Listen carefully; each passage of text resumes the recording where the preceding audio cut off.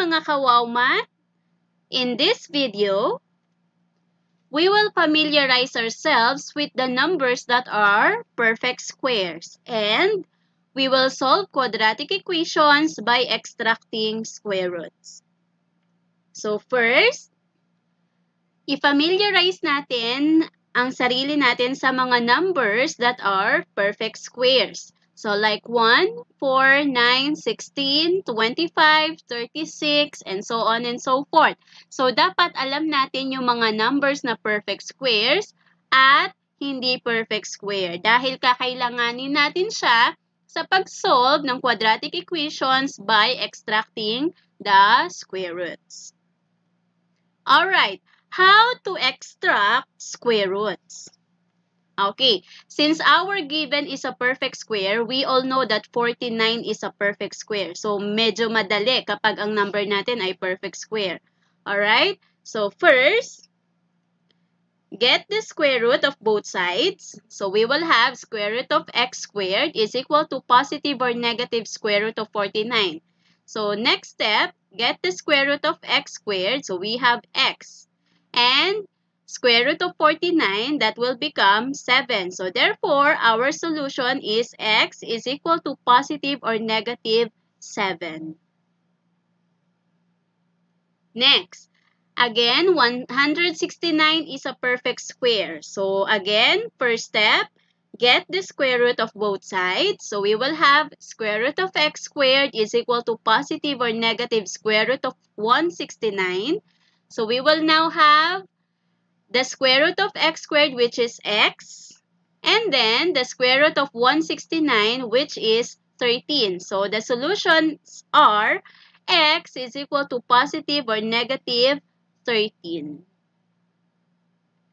Now, what if the given is not a perfect square number? So, dapat alam natin kung paano gamitin ito. So, halimbawa, binigyan kayo ng given na ang number ay hindi perfect square.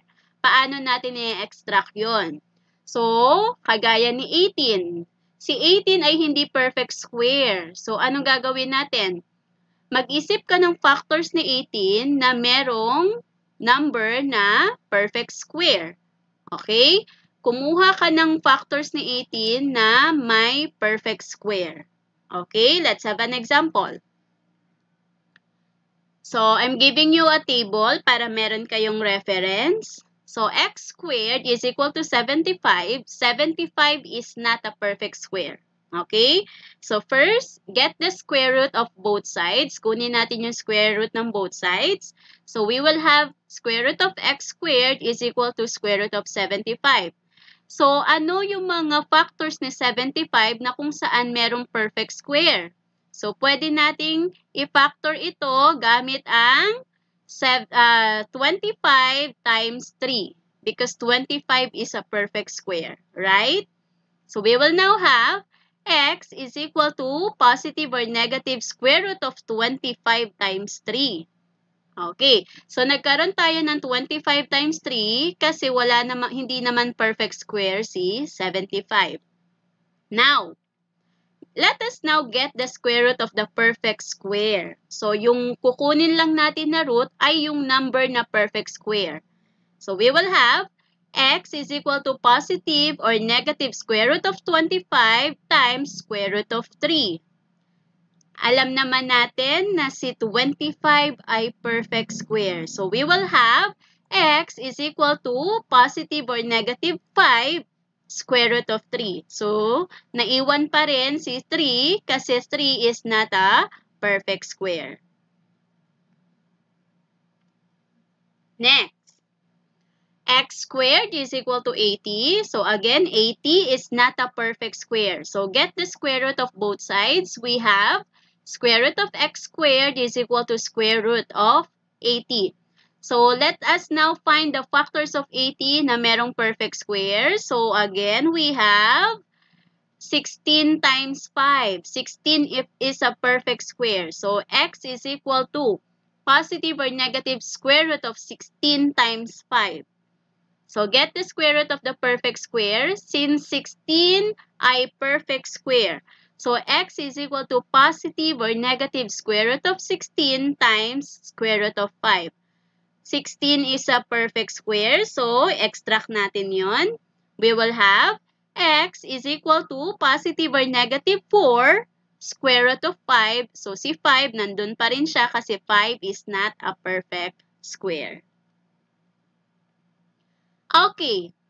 What if you were given this kind of example? Paano kapag ganito yung binigay na example? So, I have here 2 times the quantity of x minus 5 raised to 2 is equal to 32.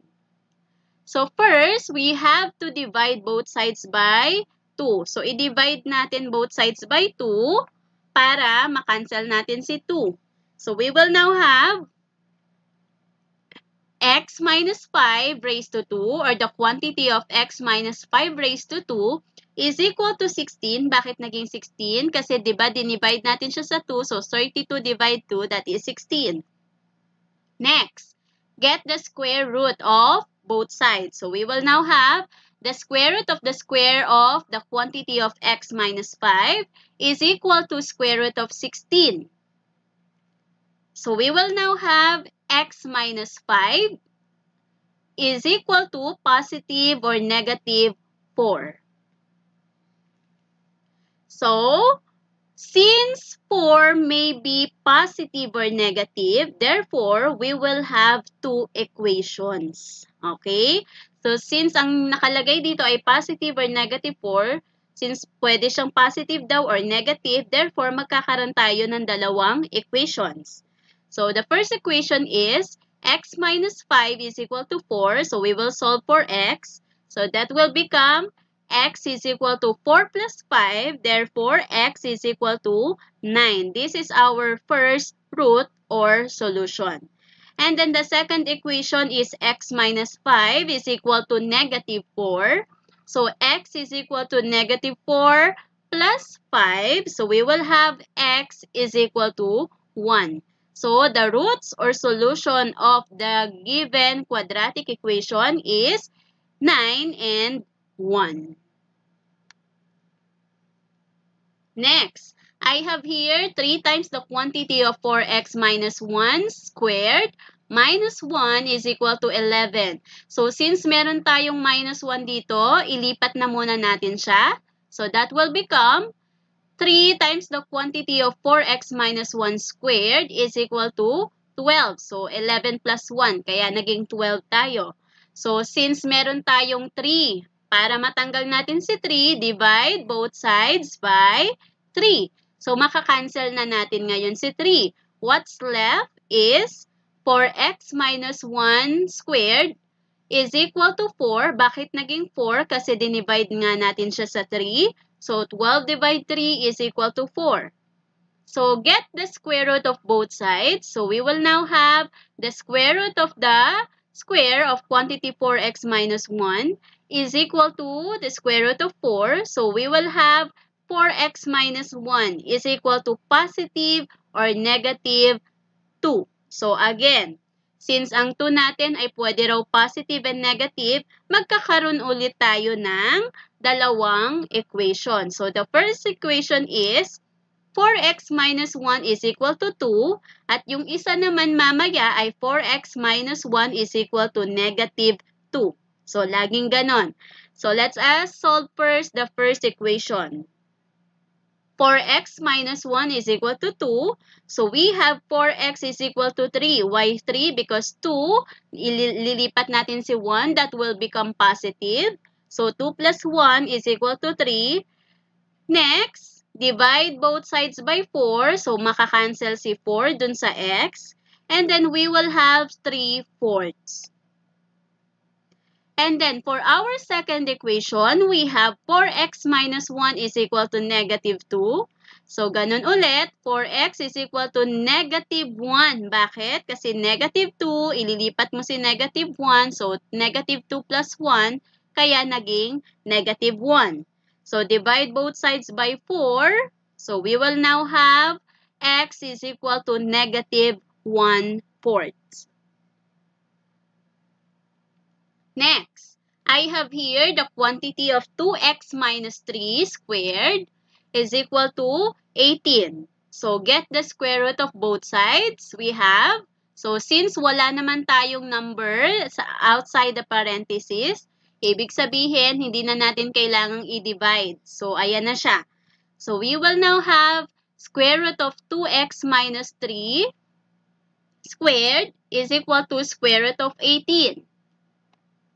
So, yung 18 is not a perfect square. So, hanap tayo ng factors na merong perfect square kay 18. So, we have now 9 times 2. Si 9 ay perfect square. So, magiging 2x minus 3 is equal to positive or negative square root of 9 times square root of 2. Since again, si 9 ay perfect square, pwede na natin siyang ilabas. Magiging 2x minus 3 is equal to positive or negative 3 square root of 2. Ulitin ko, since positive at negative ito, ibig sabihin dalawang equations natin dito. So we will have 2x minus 3 is equal to 3 square root of 2. Yung una natin ay positive. So 2x is equal to 3. Ilipat natin si negative 3 plus copy nyo lang si 3 square root of 2. And then, we will have now x is equal to 3 plus 3 square root of 2 over 2. So, bakit naging x? Kasi, dinivide lang natin sila both sides by 2. On our second equation, we have 2x minus 3 is equal to negative naman ito. Negative 3 square root of 2. So, 2x is equal to 3. Lipat natin si negative 3. Minus 3 square root of 2. So, x is equal to 3 minus 3 square root of 2 over 2. So, again, divide lang natin both sides by 2. Okay. I have here 2 times the quantity of 5x plus 2 squared is equal to 64. So, first step, divide both sides by 2 since meron tayong 2 dito. So, para makancel natin si 2, so we now have 5x plus 2 squared or the quantity of 5x plus 2 squared is equal to 32 because 64 divided by 2 since nag-divide tayo both sides by 2. So, naging 32 na lang siya. And then, get the square root of both sides. So, we now have the square root of the square of quantity 5x plus 2 is equal to the square root of 32. So, we now have, get the factors of 32 na merong perfect square. So, since 16 times 2 is equal to 32 and 16 is a perfect square, so ito ang magagamit natin. So, we now have 5x plus 2 is equal to positive or negative square root of 16 times square root of 2.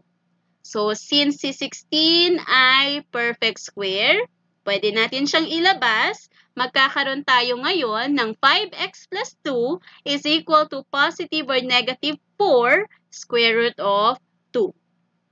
So, ganun ulit. Since positive at negative siya, ibig sabihin dalawang equations natin dyan.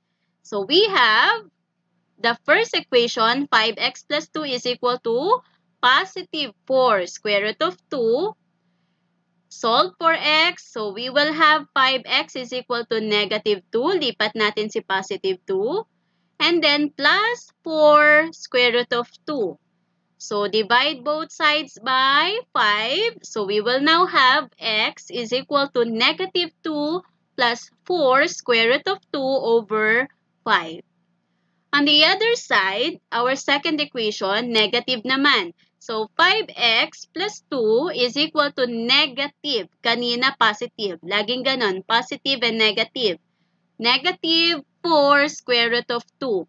Solve for x, we have 5x is equal to negative 2. Lipat natin si positive 2. That will become negative 2. And then, minus 4 square root of 2. So, divide both sides by 5. We will come up with x is equal to negative 2 minus 4 square root of 2 over 5. Thank you for watching this video. I hope you learned something.